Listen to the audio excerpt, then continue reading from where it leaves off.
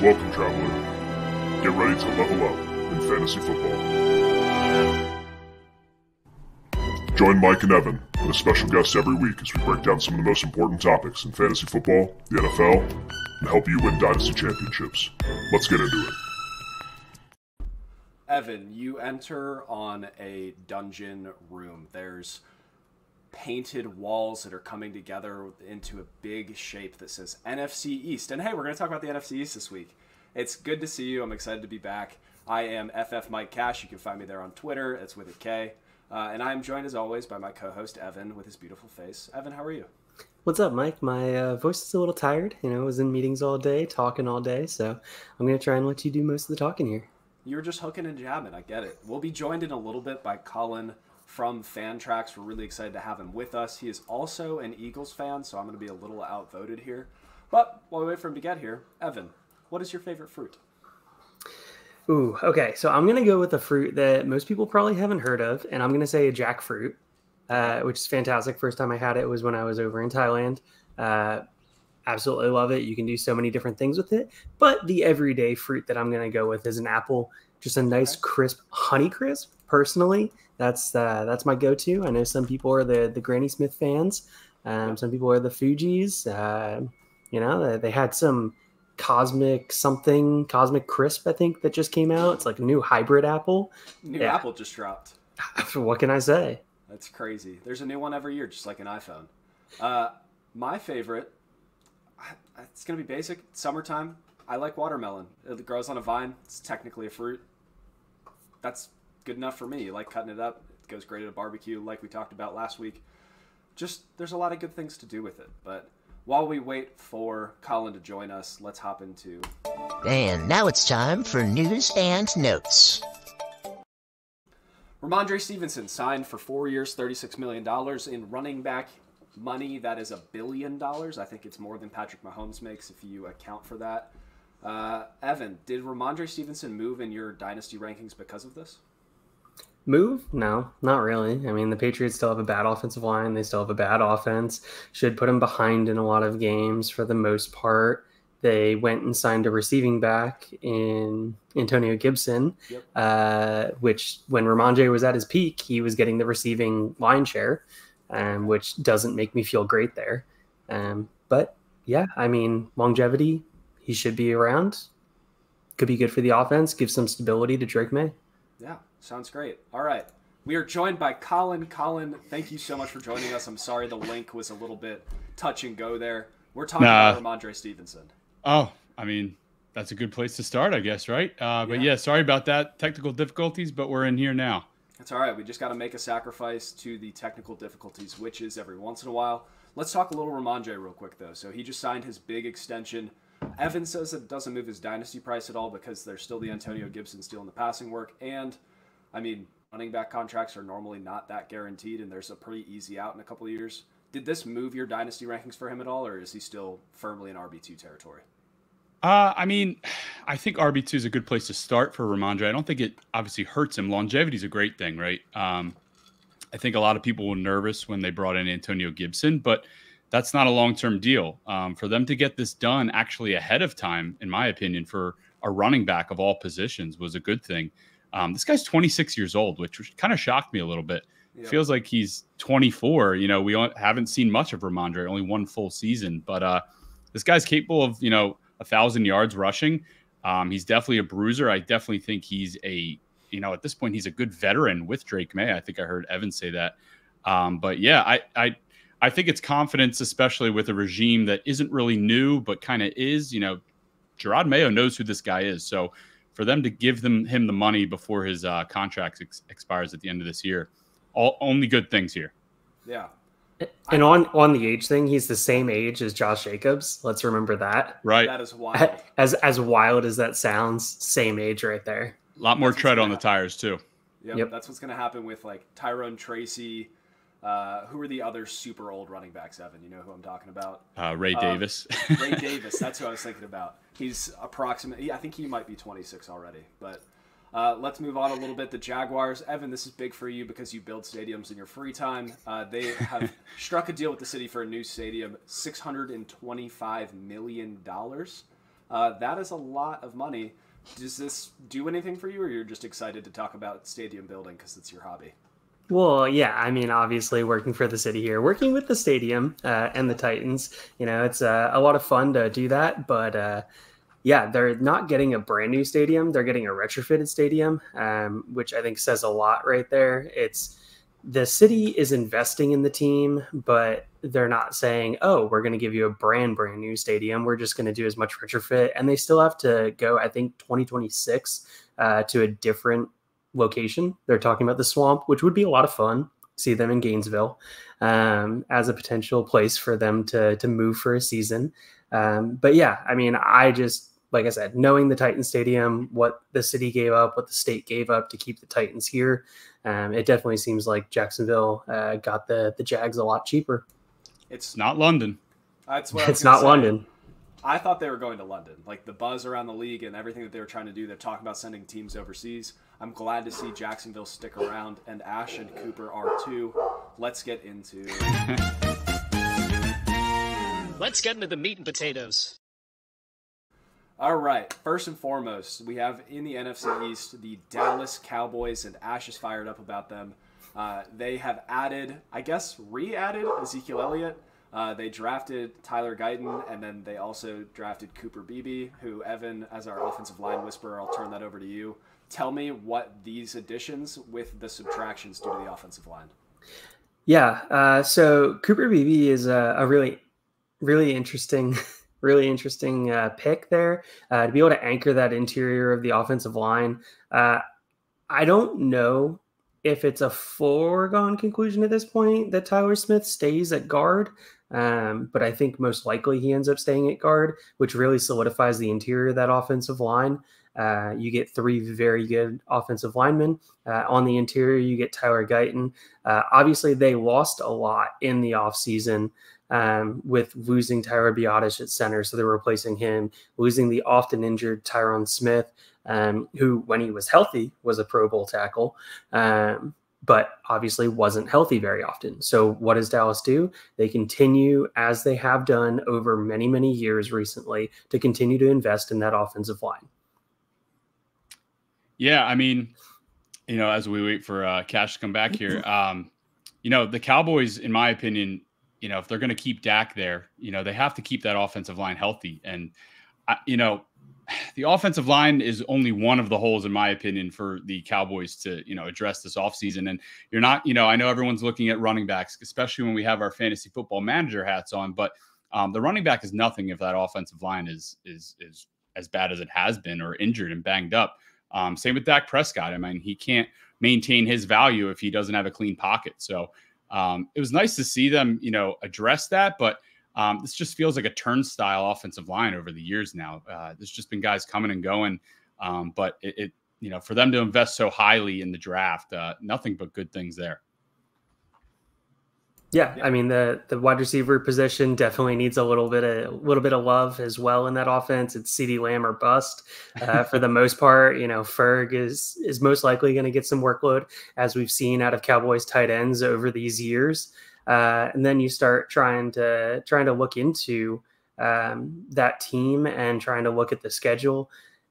I don't know if it's that favorable of a schedule. I would probably put it as a neutral, not really playing too much into my decision making with that. Do you have any thoughts on the schedule and if that sways any kind of positions you're going after for the Cowboys?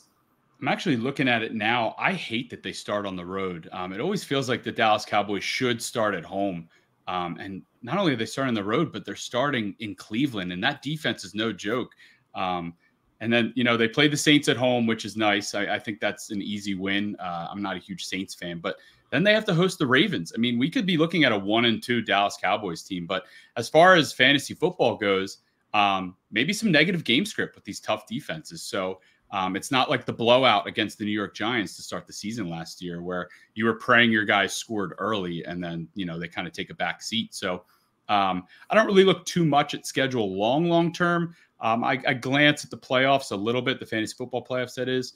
But, anything can happen. If you look at schedule, like, oh, man, all my guys are on bye week 12. Some of those guys might not even be healthy or playing at that point. So I really take into account like the first month or so. If a guy has a pre-existing injury, I look at that a little bit. When could they be back? Like a TJ Hawkinson, even like a Jonathan Brooks heading in to his rookie season with a torn ACL. But as far as these guys, I mean, the Dallas Cowboys you're drafting are studs. You're going to start Dak Prescott. You're going to start CeeDee Lamb. A couple of the other guys, I doubt you're even starting anyway. So the schedule doesn't mean too much to me until we even see them play a little bit this season. Yeah, I think there's going to be a pretty nice buy window for some of the offense after the first 6 weeks. We talked about the first 3. After that, they get the Giants. It's going to be a big spike week for a lot of them. We could see Zeke have 45 carries for 90 yards. Be a great time. And then they play the Steelers, tough defense, Lions, tough defense, 49ers, tough defense. Like, there's a possibility here that we expect these fantasy assets to be studs, and then they just don't turn into what we want them to turn into. But on the Zeke note, Evan, offensive line moves, we always talk about how much that can impact a running back in the game script. Ezekiel Elliott hit career lows the last 2 years in his efficiency. Are we expect like that's just the new Zeke and he is a plotter that makes Najee Harris look fast, or like is there a possibility of a bounce back in 2024? No, he's a plotter that you're hoping to fall in for a touchdown. Yep. I feel very, very confident saying that. Yep. Still, he's being drafted outside the top 30 running backs right now. Like, as a low-end RB2 on just gross volume alone, I statted out the Cowboys the other day. 817 rushing yards and 269 receiving yards, and then you're just praying for touchdowns every week. Like, one thing on that, I don't understand how people can be begging the Cowboys to have a running back that's really not Zeke. But then the Tony Pollard hate, I think, has gone a little too far. The guy broke his leg 9 months before last season and then played in every game. Over 270 touches. Maybe did he hit 300 touches last year, Tony Pollard? Are we including targets or receptions? Receptions. I think he hit 300 touches. I mean, I wish Tony Pollard was still a Dallas Cowboy. Yeah, I think if Tony Pollard was on the Dallas Cowboys, people would feel a lot different. I don't know why him going to Tennessee actually makes people feel worse about Tony Pollard. He got the offseason contract, but if he was returning on the Dallas Cowboys, I think a lot of people would feel a lot better about him. I don't really have any interest in Zeke or Rico Dowdle at this point. You're hoping they fall into the end zone. I don't really trust either of them as a runner. But with the ADP, of course, I think Dowdle is a nice dart throw. But I'm going to be looking elsewhere for guys that are actually going to play on my fantasy teams. 100%. I think it's pretty clear, and we don't really need to dive into the Cowboys. Dak, stud, draft him. QB1, you're going to use him. CeeDee Lamb, stud, draft him. You're going to use him. I don't think we have any concerns about either of them. Would anybody like to raise concerns about those two players? Or I have a personal, gripe with Dak Prescott. He averaged over 21 fantasy points leading into the fantasy football playoffs last year, and then was the QB 32 in Week 15, 7.1 fantasy points, and I got bounced from my home league solely because of him. A little bit because of the Michael Pittman concussion, but I don't think I can have Dak Prescott on my team this year simply because of that. You should know better. It's the Cowboys. They're going to be really good until November 30th. That's the cutoff. Yeah.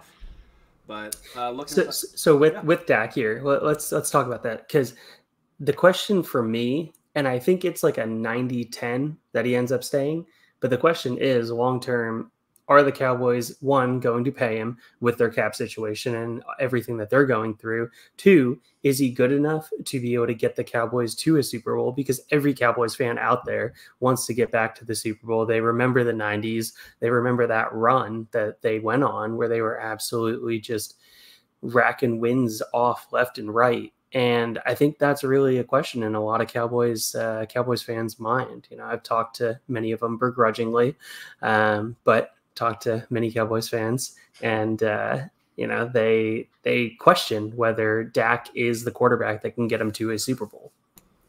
I tell you what, he might not be the quarterback that is the reason they get to a Super Bowl, but he can definitely be in the car while they're driving there. So I don't think he's the issue there. I think the issue is just the coaching staleness that happens year after year and the inability to get playmakers the ball. But I think a question I have real quick at the quarterback position with the Cowboys. I mean, you have to wonder, we saw Aaron Rodgers go down early last year and Garrett Wilson just absolutely trucked his way, towards the end of the season. They had to start Garrett Wilson. CeeDee Lamb, do we feel good if Trey Lance has to come in? Good? No. Okay. I mean, you're not sitting CeeDee Lamb, but these are the things I think about when I'm drafting studs. You know, what happens if Joe Burrow goes down? I like Jake Browning. Trey Lance, I'm not so sure. But did we like Trey Browning this time last year? Probably not. No, that's true. Or Jake Browning. But true. Yeah. So now we're looking at Trey Lance. Like, there's an opportunity for him to come in, be the guy, and then now that could be a quarterback controversy moving forward. I don't know. I think Lance still has a little bit of juice. We've only seen him play a couple of times, and he looked adequate. But, Evan, you look like you have thoughts. Well, yeah. So I was going to say, usually when a star wide receiver loses their quarterback, you end up trying to look at somewhere around an 80% value hit. When it comes 80% of their value. So that would put him squarely in the range of looking at somebody around the Marvin Harrison Jr., the Puka Nacua, the Garrett Wilson range. So if Dak goes down, would you feel comfortable moving CeeDee Lamb at that point for one of those 3 wide receivers? I think that becomes the question that I have. Yeah, I don't think anyone is going to try to just sell CeeDee Lamb, or they're not starting CeeDee Lamb. But you know, when you're weighing those options early on, like Justin Jefferson right now, you know, Sam Darnold gets benched. Are you going to feel good about JJ McCarthy? This doesn't make or break whether I'm drafting CeeDee Lamb. I actually think he's the #1 overall pick in 1 QB leagues. But just something to think about. We could see Trey Lance here if there's a contract hiccup, if Dak gets hurt. It should be interesting. Can't wait to see it. I really hope we see Trey Lance again, because I just need the vindication that he's either good or bad. I'm tired of the Twilight Zone we're living in. Mike, how much have you looked into the multi-year contracts for the Cowboys? Oh, probably zero. Probably zero, right? No, not much. I've looked at them. It's like 7 players under contract 2026.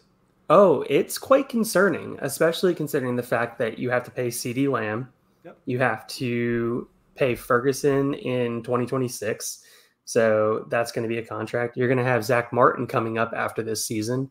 That's going to be a big one as well. If they decide to keep him, probably will. You're going to have DeMarcus Lawrence. You're going to move into Micah Parsons in 2026. Like, we're talking about prime players that are going to command big dollars. So we see this all the time. We just saw it happen this offseason with Josh Allen. Quarterback signs a giant deal, starts having higher cap space. Now they don't start backfilling around them because they're allocating so many resources to the quarterback position. Does that impact your thoughts on Dak? You heard it here first. Dak Prescott is falling down. It's the end of him. Ash agrees. There's just nothing. Okay, one moment. Yeah, I to that point, I think Dak Prescott is, you know, it's going to take Jerry Jones needing to, you know, let someone else run the business per se. But I think Dak is gone. They paid him last when it came to Zeke, him and Cooper a couple years ago. And when you name all the players you just named, I'd rather pay all of them before I pay the quarterback. That's not to say Dak Prescott doesn't deserve to get paid, but when it comes down to giving out contracts on the Dallas Cowboys, it might be time for them to take the route of, hey, we need to get cheaper and younger at the quarterback position and try to win with someone else. And maybe a team out there likes to go the route that the Buccaneers and the Rams went about translating a starting quarterback into their team and going the distance. That could be something we see with Dak Prescott. Yeah, Dak Prescott is going to be a Pittsburgh Steeler in 2025, and everything's going to be sunshines and rainbows, and everything's going to be okay. I did want to talk, before we move off the Cowboys, about Brandon Cooks a little bit. He's still going off the board outside the top 36 wide receivers. It's enormous passing volume in Dallas right now. We're seeing, what was it last year? 630 attempts, 640, somewhere around there. Like, this is just a chance for the Cowboys to continue to air it out. Do you have any interest in Brandon Cooks in redraft managed leagues, Colin? Interest? You know, I'm not, you know, circling his name, putting a star next to it, but this is the Dallas Cowboys, and they are typically a high-scoring offense, and nothing really changed there. Do I think he's going to be second in targets, second in receptions, you know, second in everything behind CeeDee Lamb? No, I actually think that's going to be Jake Ferguson. So if I'm targeting a pass catcher not named CeeDee Lamb on the Cowboys with significant draft capital, it's going to be Jake Ferguson. But as far as, you know, building up my bench, I don't know if he's going to make it in a 10-team league. 12-team, I could add Brandon Cooks there, yeah, for sure. But he's one of those guys I need to see how it plays out first. He had a couple good weeks last year. This guy's getting older, though. But, I don't know who else Dak Prescott's going to throw to. So, maybe we do see a little bit of a, hey, it's weird to say, like a post-hype Dallas Cowboys Brandon Cooks sleeper year for him. Yeah, he hit career lows in target share last year, which was interesting to see given the amount of volume that was going around. There's no one else on that, the classic someone has to catch passes. Someone has to catch these other 350 attempts that Dak's throwing out. But it's probably enough Cowboys talk for two Eagles fans. Let's move down to your guys' favorite team, the Philadelphia Eagles. They added a new starting quarterback in Kenny Pickett, new starting running back in Saquon Barkley, and they extended A.J. Brown. They extended Devontae Smith. We talk about, like, all of these contracts are coming up. The Eagles have handled it masterfully. They extend their good players. They let the bad ones leave. So with all of these new additions, did the contract extensions do anything for Brown or Smith for you guys? Or, like, you'd already circled them, penciled them in, they're going to be Philadelphia Eagles for life? So the A.J. Brown extension to me feels like just spreading out the money. I don't know how much longer A.J. Brown's going to be here with, he has a history of knee issues. We saw him miss the playoff game last year. He has a little bit of an injury history, but he's obviously still playing at an elite level when he is available to this team, has a great relationship with Jalen Hurts. I don't think A.J. Brown is going to finish his career with the Philadelphia Eagles. I could see him, sign a one-year deal here or there. But I think he's at least a Philadelphia Eagle for 2 years at this point. Devontae Smith, it was nice to see. It was better for me as an Eagles fan to see him get paid early, given the other contracts that were handed out to wide receivers this year. That's Howie Roseman getting in early on the contract. But as far as fantasy value goes, I think we're still cemented in a 1A, 1B situation here where it's pretty obvious that A.J. Brown is the go-to target for this team when both are on the field. But as far as looking at other pass catchers on the team, it's also nice to see that they didn't really, well, not nice as an Eagles fan, but the wide receiver 3 position is still up for grabs. Is it Paris Campbell? Is it Anais Smith, who they drafted? Dallas Goedert doesn't really excite me for fantasy football, just given the other tight ends out there. But I think those two are really the guys that I think their values are just very clear at this point. Now, we do have Saquon Barkley catching passes, so that's fair. That could play into it a little bit here. The wide receiver 3, if I'm the Eagles GM, it's Johnny Wilson. He's a unique player that brings something to the defense that they're going to have to account for. You can't just throw a linebacker on him. He's too fast. You can't just throw a corner on him. He's too tall. Like, in the red zone, absolutely. He should be on the field. He should at least just be out there. Just put him there. He's the perfect go run a go route and make the defense chase you. So I'm all in with Johnny Wilson as the wide receiver 3. Evan, let's talk about a couple of their losses. So they lost Jason Kelsey. Love him at center. They lost DeAndre Swift. I don't think they cared given Barkley came in. And they lost Marcus Mariota and had to go to Kenny Pickett, which might actually be a downgrade, which is hilarious. Do you think that with the Jason Kelsey retirement that the tush push is going to lose any viability, or it's just you still have a powerlifting quarterback pushing the pile? Yeah, you 100% still have a powerlifting quarterback that's just pushing the pile forward. You also now have an actual running back threat that can also power the ball through the offensive line. The real question for me is Cam Jurgens going to step up? Supposedly, per most reports, he was the one that Jason Kelsey stand for to be able to take his job, to be able to groom him. He looked really good his first year in the league. Last year, there was definitely some question marks on Cam Jurgens. So I think that's something that definitely needs to be figured out. And then who the heck is going to play right guard for the Eagles this year? That's another question. Obviously, to have a successful tush push, you got to have good interior offensive linemen. You got to be able to get that push. I still think they have one of, if not the best tackle tandem in the league with Mailata and with Lane Johnson. Absolute just freaks on the outside. They both deserve every penny that they're getting right now. I was just pulling it up. Mailata, 3rd out of 81 tackles in the NFL last year in PFF grade. Wayne Johnson 13th, which, seems a little low, but he's getting a little older. So, I can understand that and get behind it. Hopefully the Kellen Moore offense unlocks this a little bit more, and we don't see what happened in the second half of the season, because every single game it made me want to just find a bottle somewhere. Are you saying that you don't just want to watch the entire interior offensive line get bullied and Jalen Hurts run for his life? That sounds great. I mean, if he's on my fantasy team and he's running, getting them those rushing points, love to see it. Be a great time. The values of A.J. Brown and Devontae Smith continue to excite me because it feels like they're still somehow underrated. Like A.J. Brown, despite all the crashes, oh my lord, my dogs are so excited. He's excited too. They're fired up. This is the most excited they've ever been for fantasy football. I love it. But A.J. Brown continues to be a producer, but he's going off the board like wide receiver 6 or 7 range. Like sometimes Marvin Harrison Jr. goes over top of him, which is hilarious. And then Devontae Smith, he's just always underrated as a wide receiver 2 on your fantasy teams. I think he's in the wide receiver 18 range right now, after guys like Jalen Waddle, and in the same range as Malik Neighbors. Like, go ahead, take a swing on Devontae Smith. And Colin, I wanted to ask you, where do you value Devontae Smith in relation to Waddle and Neighbors? Yeah, I think when you're looking at these, I call them a 1B, so we'll just call him the B receiver. I mean, there's an obvious elite threat in front of this guy. We see this with T. Higgins. We see this with Waddle. You have to look at the quarterback. And when you're doing that, Jalen Hurts stacked up against Tua, stacked up against Derek Carr. I mean, I'm going to go after Jalen Hurts as B receiver in that case. That's what I look for when I'm targeting those guys. It's not to say that Chris Olave is going to have more targets than Devontae Smith. I think that's going to happen. Jalen Waddle could have more targets than Devontae Smith, but what kind of quality targets are they? Chris Olave, I think last year had 136 targets, but a lot of them sailed over his head. A lot of them fell short. They were hard to watch. I had him on plenty of teams. Devontae Smith, I'm confident, can come down with the ball, can catch the basket cast as he's running down the field with elite speed.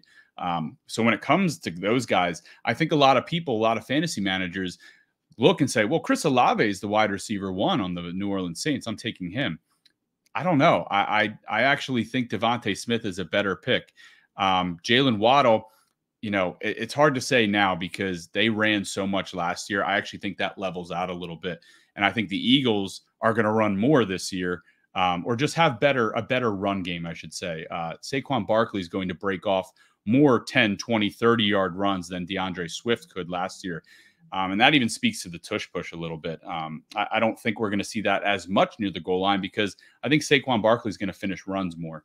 But back to your original point, when you're looking at those guys in that range, it comes down to the quarterback for me. And it's obviously Jalen Hurts is head and shoulders above some of those guys. So that's how I make my decision in that range.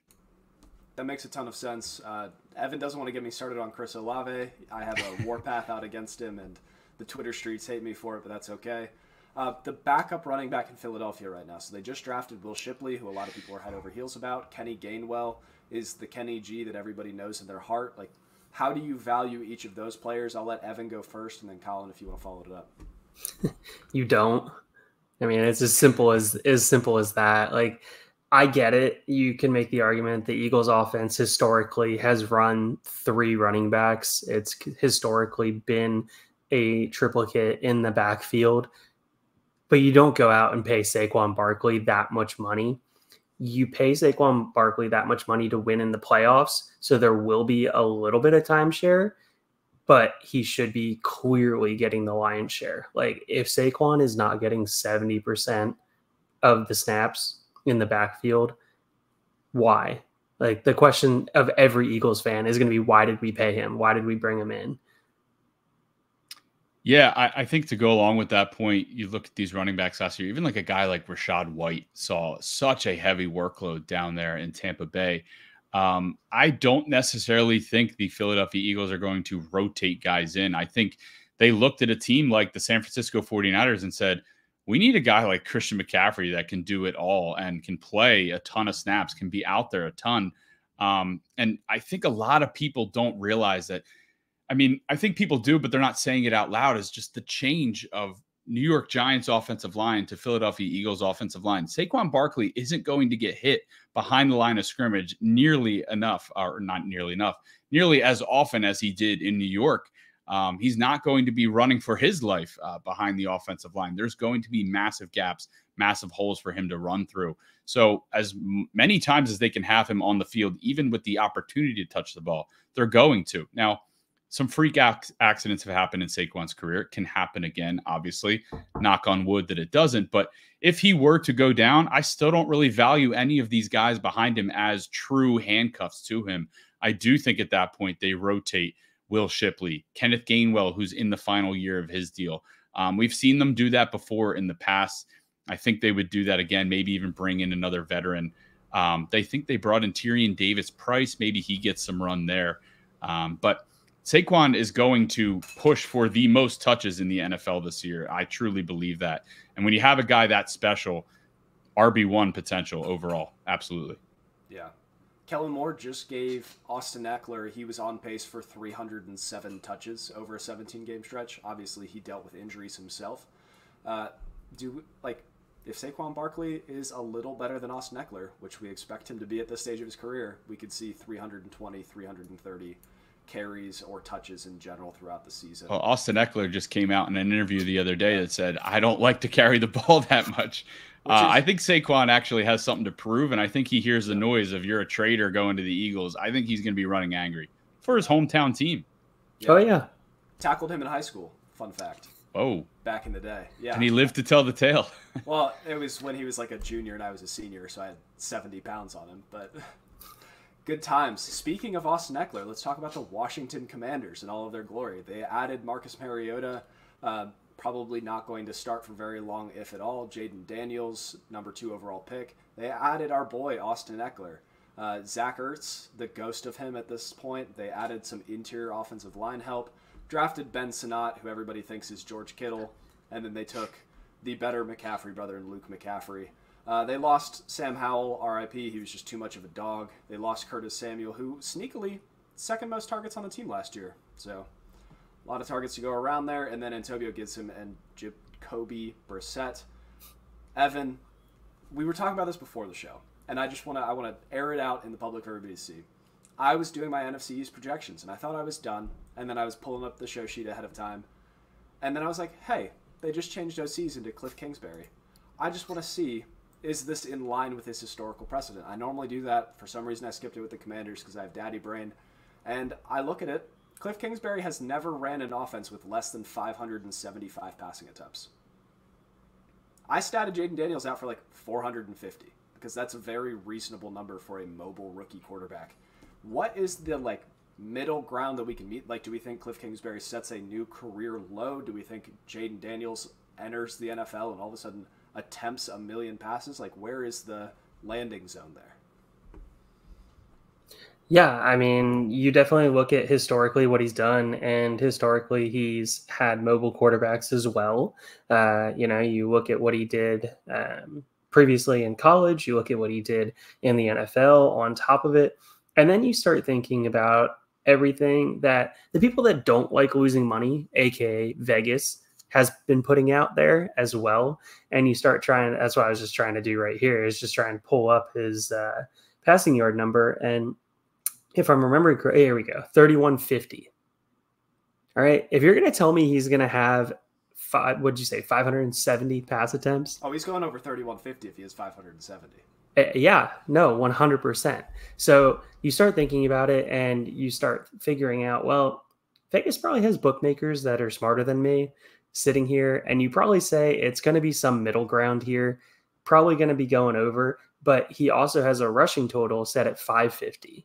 So that's where you're absolutely just making the hay with him. You're going to be making the points, getting as much as you can on the ground. And every Commanders fan that you talk to just thinks that they just got RG3's rookie season and just hope that they're not going to have the injuries that they did with RG3. It was going to be a record-setting season. I think didn't he still set the rookie rushing record? Or somewhere around there? At the time, I think it was around there, yeah. Yeah, I think it's been broken since then. Yeah. Well, anyway, to talk about the rushing total, hilarious that the number's set at 500 because he has, in his college career, a little over 11 attempts a game. Let's say he plays 17 games this season. You're telling me that he's going to get 180 to 190 attempts to break 500 yards? That's 2.5 yards a carry. That's easy money. So if I'm betting any money on Jaden Daniels, it's that rushing total right now. Colin, what does Jaden Daniels entering the room do for the pass catchers in the room? We've seen the idea Terry McLaurin is quarterback proof because he's played with such, let's call it an interesting cast of characters, but a lot of those were gunslingers. They were just absolutely airing it out. Sam Howell led the league in attempts last year. Like, do we think the passing volume goes down and Terry takes a hit, or do we think that the efficiency goes up because this is the best passer he's played with ever? Yeah, I think Terry McLaurin's the latest of guys that has just had horrible quarterback luck since he's been in the league. And you could make the case that Jaden Daniels is the best quarterback he's played with thus far. I tend to go with the latter, though. I think the efficiency goes up. He is an elite runner, Jaden Daniels, that is. And when you have someone like that behind there, throwing the ball, you have to kind of keep someone spying on him at all times. Just in case he does take off running when the play breaks down, or if it's a designed run per se. So I do think that defender drawn away opens up opportunities, especially in the middle. Terry McLaurin, I think, will be the favorite target. Will lead the team in targets, I should say. But Jahan Dotson, I think this is good news for him. I don't think he's I don't think he was worth first round draft capital. But I do think Jahan Dotson, I do think the passing volume does go up. I just think the efficiency is better for him. I don't think there's really, I know Austin Eckler's there, but Austin Eckler looks like he was running around with bricks on his feet last year, or it just, Zach Ertz, Ben Sennett, Luke McCaffrey could emerge into something, but I just think I want the top two pass catchers in this offense. And that's going to be McLaurin. And I would think it would be Jahan Dotson at this point. And I did just look, Robert Griffin III, 815 rushing yards as a rookie, still the record. Good for him. Too bad that went the way that it did. Yeah. Jahan Dotson, we were just talking about it with wide receiver twos, and you want to talk about the quarterback that is going to be throwing them the ball. I want nothing to do with the wide receiver two with a rookie run-first quarterback in a Cliff Kingsbury offense where all he knows how to run is 4 verts. Jahan Dotson has never crossed, I think it was 16%. If he gets Rondale Moore treatment, I'm going to lose my mind. I cannot wait to watch an end around with Jahan Dotson week 1 and just text you, be like, what is going on right now? Addicted to the screens, yeah. They just try to get him the ball, and his yak is just, or his air yards is just 0. Yeah, I'm looking at what I had originally statted this out as. Like, after Terry McLaurin, Jahan Dotson 502, the other wide receivers 351, Zach Ertz 320, Ben Sennett 460. Like, it's just a lot of gross totals because they're going to have to spread it around to, I say these playmakers. But it feels to me like Vegas is almost baking in a potential injury or that he's not going to play the full season for whatever reason. Those numbers actually seem kind of low, especially the rushing. I don't know. If he's healthy for 17 games or is the starting quarterback for 17 games, 500 rushing yards seems low to me. 3,100 passing yards is 185 yards a game, looking at the math there. And that's like Justin Fields kind of territory, a heavy run volume for a quarterback. So I tend to lean there. I think I'd like to take the over on the rushing if you think he's going to stay healthy. But I don't know. This offense is interesting. I don't think anyone's going to cost you a terrible amount. So maybe kind of a fallback offense to be like, all right, I'll take Terry McLaurin at this point because he's still being valued as like a wide receiver 3. Yeah, if you want to get those Washington Commanders stacks in underdog leagues here, definitely you can get them. You can get them much later. You can get them a lot cheaper. You can try and work that correlation. And Jaden Daniels, the same number projected for rushing yards as Anthony Richardson. I'm taking the over on both of those. What the heck are we doing here? Yeah. It's health bets. That's exactly what it is. Yeah. It's health bet season. But, all right, let's move on to the actual rushing leaders, Brian Robinson and Austin Eckler. I mean, there are other running backs in the room. If you can name them, I will be impressed. But what do we think the rushing split looks like a little bit there? Austin Eckler, in his history, he started a little bit as a satellite back, and then he moved into the lead workhorse. Then he has famously said he doesn't want to carry the ball more than like 200 times. Brian Robinson, meanwhile, he's the classic grinder. He's like, give me 200 carries. I want all of them to be halfback dive on 3rd and 2, and I'm going to give you 3 yards, and you're going to be happy about it. So do we think this is like a 60-40 split, 70-30? Like, how do we project this team moving forward, Colin? I feel like from a rushing standpoint, it feels like 65-35. I think Brian Robinson is going to actually have a really good year. I don't think we're going to see a ton of Austin Eckler, they're out there on 1st down, even 2nd down. I think he might be relegated a little bit to a 3rd down back. And then, obviously they get the 1st down, he'll stay out there or something like that. But I think actually Brian Robinson's a really good sleeper this year. You have a rookie quarterback there. And I know a lot of people tend to shy away from running backs that have mobile quarterbacks, and I do get that. But I don't also think they want the ball in Jaden Daniels' hands, a ton of times, dropping back and then run if you got nothing. I do think they're going to try to establish a run, so he can keep the defense honest and so he can have some time in the pocket. And Brian Robinson is Alabama. He's a good running back. He's had success in the NFL as well, and a good pass catcher too. I do think he can be out there for 3 downs.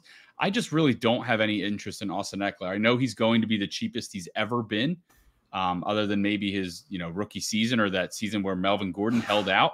But I don't know. He just didn't look right last year. I know he was injured, but I'm willing to be wrong on Austin Eckler this year, especially if he's drafted ahead of Brian Robinson, which I don't think he's going to be right now.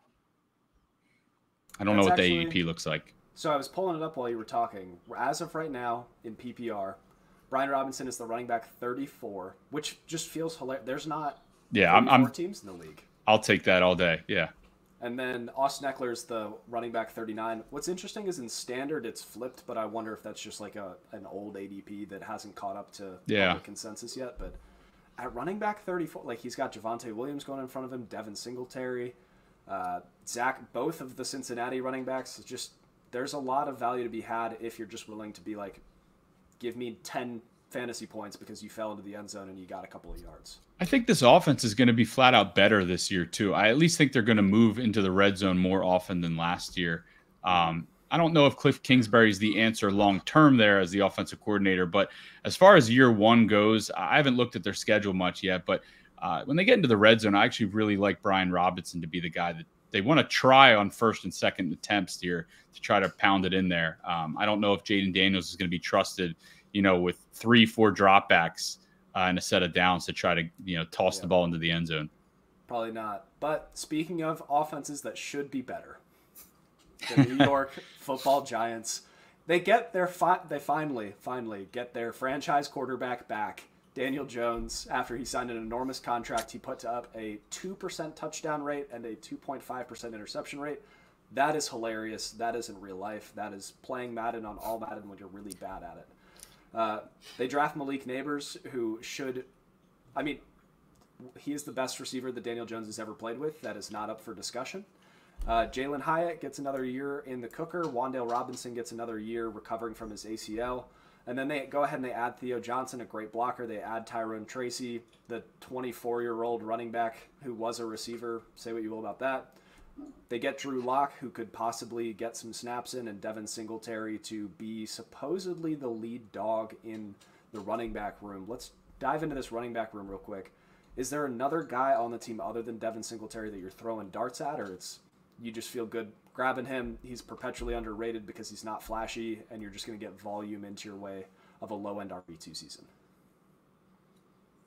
To me, Devin Singletary is one of those guys that I'm probably drafting as like an RB3 for my team. Mm-hmm. I don't want to start him at all. If I go wide receiver early and I'm like, oh my God, I don't have any running backs and I need an RB2 now, and my RB1 is like, I don't even know, like a Zach Moss, and you're really struggling out there. I get it, but I do think he is a complete volume-based play. This guy doesn't have a single season of 900 yards, let alone 1,000. I know he came on late last year, on a Houston Texans team that we wish was a little bit more pass heavy given the options, and we just want to see CJ Stroud ball out. But he did look actually pretty good. But I do think he's just a volume-based RB2. But when I say RB2, like RB24 is it. I don't really like Devin Singletary because I don't think he's going to score a ton of touchdowns either. I know you can't project that, but with a team like this, I feel like you kind of can. Yeah, it's tough to really be Evan, I know you want to crap on the Giants, but I'll crap on them for you. It's tough to see a way for this team to score touchdowns that isn't Malik Neighbors running it in from 70 yards out, or Jalen Hyatt getting over the top, or Wan'Dale Robinson making people like the touchdowns are in the pass catchers, whether they actually catch the ball or they get an end around. It's not Devin Singletary at the one. Yeah, Evan, no, what do you think? it definitely isn't. If I told you that Devin Singletary was going to go for 750 yards and 4 touchdowns on the ground this year, I would believe you.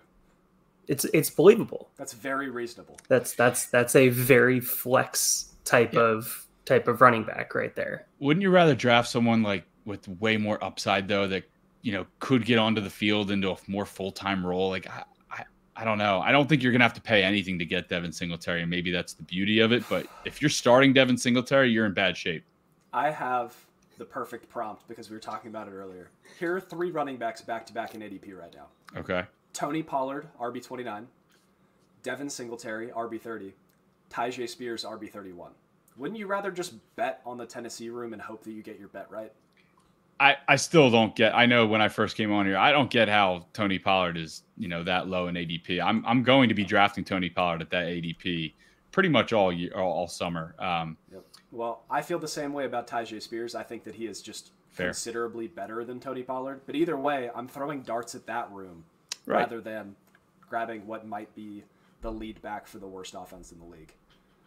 But yeah, it almost feels like drafting Dameon Pierce last year, which is odd because Devin Singletary ended up taking over for him. But you're like, oh, well, he's the RB1 on the Texans. They could be good. And they were good. But Dameon Pierce was not good. And we could see that here. I mean, it might be better to just throw that dart at Tyrone Tracy very late in your draft, round 15, 16. Yeah. Evan, let's talk. Oh, you go first. But then we'll talk Dynasty Brain quarterbacks. Okay, so I was going to say, I think I remember because we were looking at it the other day, and I think the Giants' offensive line over the last 3 years has like a 14% sack rate or something like that. Daniel Jones got sacked like 30 times, and he barely played 6 games. Yeah, I mean, their quarterbacks get absolutely destroyed whenever they're running that offense. And the real question is, will Brian Daboll survive the season? Because I think that's a resounding no. That's the coach of the year 2 years ago. What do you mean? They win 8 games. Welcome to New York. Yeah, right. Yeah, no, it's tough in these streets. Like, they need to win 8 to 10 games and do it in a fun way. And then we talk about him staying. And all of those things sound like they won't happen. So it feels like him and Daniel Jones are going to be sitting next to each other on the plane out of town. I just if they even buy them plane tickets. But I actually think, with Daniel Jones, there's some value there, because he can run. But again, with Kyler Murray, when he came back last year, you're like, oh, we know he's going to run. How much? We'll see. Daniel Jones, it's like way down from Kyler Murray of like, oh, we know he can run, but I don't really know if I care to see how much or anything like that. It would actually stink for them if he plays well, because I feel like then they'd be in like purgatory. Do you pay this guy more? Do you keep him around? I should say he's still under that 4-year contract, but or do you have to draft a replacement eventually? It's a mess. It's a very messy situation, but they got to get someone there for Malik Neighbors ASAP. Yep. Daniel Jones, his contract, the way it's built right now, is that they can cut him after the season, and they will incur $22.5 million in dead cap. However, that would save them because 2025, it's a $30 million base salary with a $41 million cap hit. And then 2026, this isn't real life, $46.5 million for a $58.6 million cap hit. They need to get out of this contract, whether it's extending him with fake stuff and trying to like move him into the mid-tier of contracts, or if it's just straight up cutting him. Like, we've seen teams are more willing to do that and just eat the cap these days. The days of Daniel Jones are numbered, and bringing in Drew Lock into town. Evan, this is what I want to talk to you about. Like, Daniel Jones is currently the quarterback 28 on Keep Trade Cut. Are you the slightest bit interest? Like, do you think there's a bounce back potential? Do you think that he is a usable quarterback, or that's very clear, the writing's on the wall, he's out of here in 2025? Yeah, I think the writing's on the wall. I mean, especially if Dayball's gone. Like, Dayball's gone, they have a bad season. Just kind of is what it is, and they are moving on. They're re-rolling the dice. They're saying, all right, let's reset the quarterback salary here, and let's try and figure something out. Evan, you want to hear me say something I've never said on the show before? I'm smart. You are. I say that all the time, and I love you. I'd rather have Derek Carr. Derek Carr's going 4 spots. I'm 100% with you. Yeah. So I guess the situation I've thought of here is, you know, how Goff and Stafford were traded almost for each other, you know, with Goff under contract, but the Rams clearly wanted a quarterback upgrade to go, you know, with the team ready to win now. I don't think the Giants are ready to win now, and I don't think anyone wants to take on that Daniel Jones contract. I really feel like the Giants are in a point where they're just going to have to eat the money after this year, and Daniel Jones is going to get an opportunity, almost like Russell Wilson, to go somewhere for super cheap and maybe, you know, revive his career. I don't know where that is right now, because I do think a lot of teams have gotten younger at the quarterback position. There's more coming next year in the draft. He feels like a career backup, or his career is heading towards that, at least at this point.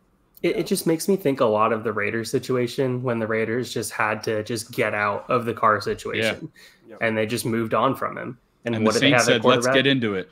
Yeah. The Saints said, I'm going to jump head first into this. Let me fall on that grenade for you. Moral of the story: when another team lets a quarterback walk, don't sign him to a 4-year deal. At Atlanta Falcons, at Cleveland Browns, at everybody in the entire league. But at least the Steelers are set at quarterback.